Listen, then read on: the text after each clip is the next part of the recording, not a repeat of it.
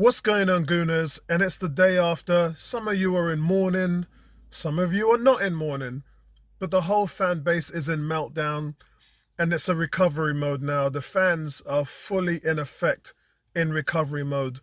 And right now on the forums, there's all kinds of activity about Arteta and questioning his managerial capabilities.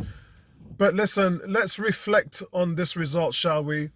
This thing is rotten to the core. And it's been rotten to the core for a very long time. It's something that has been here for 2 or 3 seasons. Wenger left 2.5 years ago. Unai Emery came in a year ago today. He was sacked. And all throughout those phases, the team was very bad. And sometimes we were papering over the cracks. 11-game winning streak under Emery, 22-game winning streak. Although we saw maximum effort, and then after that we didn't. Mikel Arteta has come in and he's had less time. He hasn't even been here a year yet. I know we've got some questions about Mikel Arteta. Arteta in, Arteta out. Where do I stand on it? I'm Arteta in. And the reason why I'm Arteta in is, yes, he's made tactical issues. Yes, he's made personnel issues, which I think is from his own doing. But he'll pick that up. That's experience that some of these managers now have already gone through. Mikel hasn't gone through those teething stages yet. But where he is on a basis of his footballing brain and his aptitude and what he can bring to a team, I think we've seen that. We've seen enough for him. The board and the structure, his plan, which still is being enacted. You know, this plan is over 3 or 4 years. Yeah, we've not gone beyond year 1 yet. And we've started to see those changes happen. He has not got the players that he wants for his team. So Vinay and Edu and Josh Kroenke are giving him enough rope in order for him to work with the confines of the restrictions and the transition to getting the team that he wants and that the front office wants. So, you know, they're not going to throw him overboard now and pull the chair from underneath him. They're not going to do that. As I said, they've given him enough rope. And just losing these games now, 5 losses in 10 league games, it's just not going to be enough for them to divert and move away from their plan.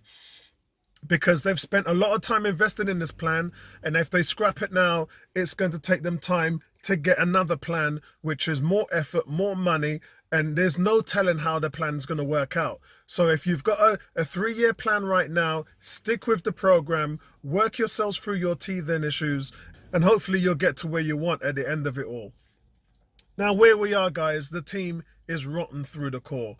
And before I go into that, I want to say prayers and wishes to Jimenez yesterday. And we got some good reports out of him. And as I said, yesterday was a day of all days. We lost Diop at the age of 42. He passed away. Grosjean in the Formula One, he escaped with his life. David Luiz, hell knows how he continued to play, and the protocols for that need to be looked at, because if you're telling me a doctor came on, looked at him and said, you're fine to go ahead, normally a very accurate passer of the ball, and then he was bleeding as the game went on, and it should never really have carried on. So best wishes to his recovery, and of course Jimenez, who we've heard of, is okay, a cracked skull, fractured skull, and but he's well on the way to recovery. He's already out and up. So listen, best wishes to him. But as I said, this team is rotten to the core. First of all, let's work our way from the ground up. The goalkeeping situation, although Leno is doing well this season and was at fault for 2 goals, he's still working in the confines of his own restrictions. And restricted he is in terms of his distribution, his crossing. You know, we are where we are with him. We've settled for plan B rather than for plan A. And that is going to come back and bite you in the backside at some point. We've seen it happen with many other teams before. An abundance of teams have gone out there and started to reinvest in goalkeepers, even though they've already spent tons of money on one. And I feel down the road that we're going to have to do the same thing. Our defence, I don't really know whether they understand who our best pairing is. Luiz can't play in the 4.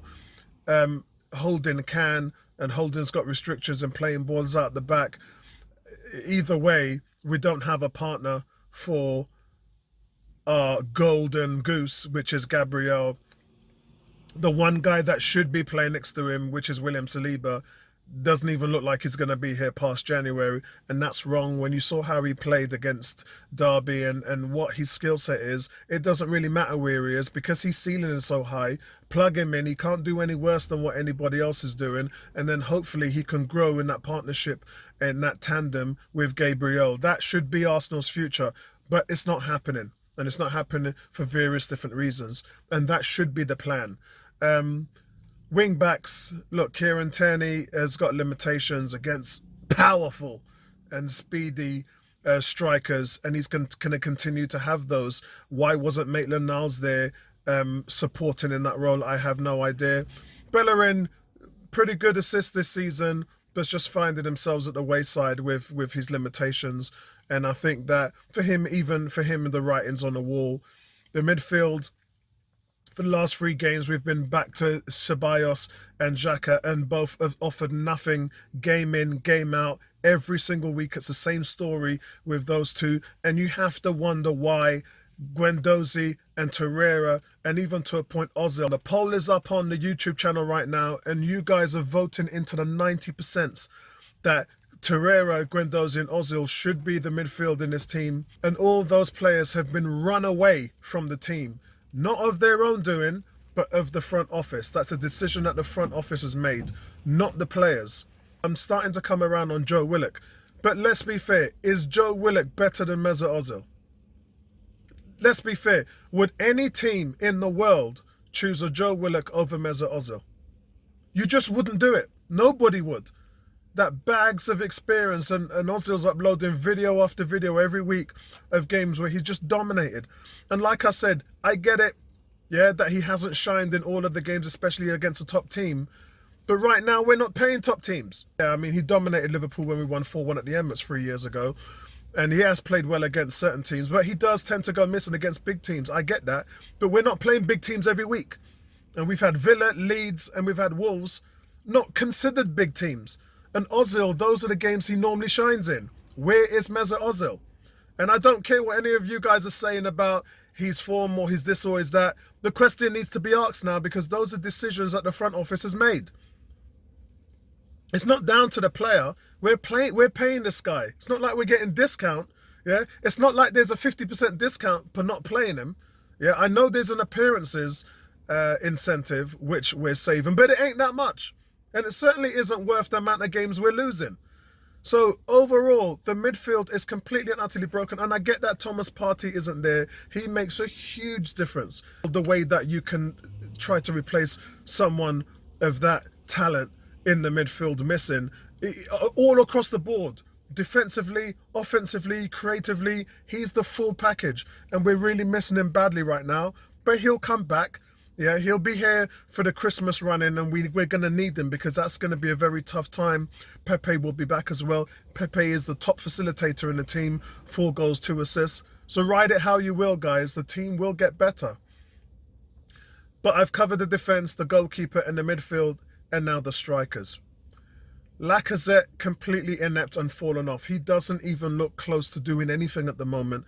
We've tried him at the 9, we've tried him at the 10. He's dead food right now. We've seen probably the last of him. I don't think they'll chance that route again. You're not going to get anything better than what you've already had. And it's sad because he's come to Arsenal, scored 17 goals, then scored 18 goals, and then 13, 14 goals in his 3rd season. And when you look at it, guys, this is a guy we paid 60 million for 3 years ago. And he hasn't even beaten Walcott's last tally season. When Walcott left Arsenal, he scored 19 goals. Before that, in 2013-14, he had 21 goals, 14 assists. If you look at a star man who we're pinning up to be a quality striker, Lacazette hasn't even achieved numbers that Theo Walcott has. And that in itself is sad. That's a sad place to be. That you haven't even outscored a man like Walcott, who was a quality winger, but you've come in with your swagger and your 40 goals a season in France, and you've not even done that in the Premier League. You have failed, and for us to tip our future on him would be a huge, massive mistake. Aubameyang right now, There's just no passion. He's not even trying.